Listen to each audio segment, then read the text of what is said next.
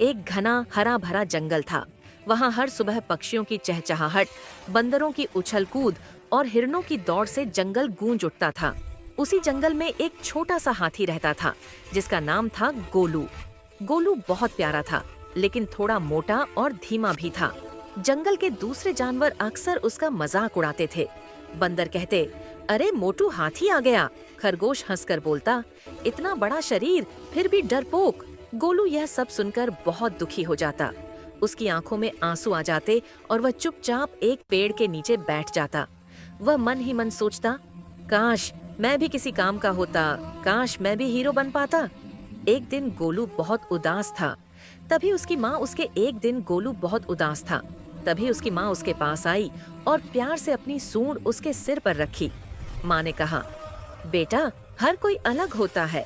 कोई तेज दौड़ता है, कोई ऊंचा कूदता है और कोई बहुत ताकतवर होता है। तुम्हारे अंदर भी बहुत बड़ी ताकत है। एक दिन तुम सबकी मदद करोगे।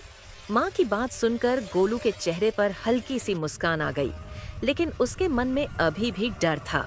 कुछ दिनों बाद एक भयानक घटना हो गई। जंगल में अचानक आग लग गई। चारों तरफ धुआं फैल गया, पेड़ जलने लगे और जानवर इधर उधर भागने लगे। हिरण ने चिल्लाया, बचाओ, आग आ रही है। बंदर पेड़ों से कूदते हुए बोला, हम फंस गए, अब क्या करें। गोलू भी डर गया। उसके पैर कांपने लगे। वह भागना चाहता था, लेकिन तभी उसे माँ की बात याद आई। तुम्हारे अंदर ताकत है। गोलू ने हिम्मत जुटाई। उसने नदी की तरफ दौड़ लगाई, अपनी सूंड में ढेर सारा पानी भरा और तेजी से आग की तरफ गया। छपाक! उसने आग पर पानी डाल दिया, फिर से नदी से पानी लाया, फिर आग पर डाला। बार बार पानी डालने से आग धीरे धीरे बुझने लगी।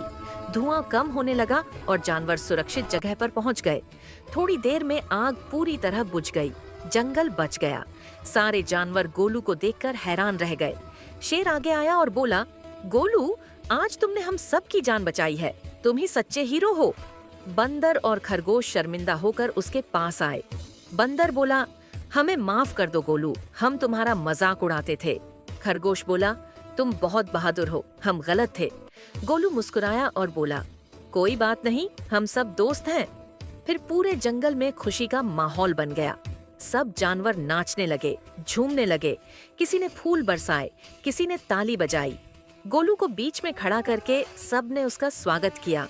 उस दिन के बाद गोलू सिर्फ एक हाथी नहीं रहा, वह बन गया जंगल का हीरो। खुद को कभी कमजोर मत समझो, क्योंकि सही समय आने पर हर कोई हीरो बन सकता है।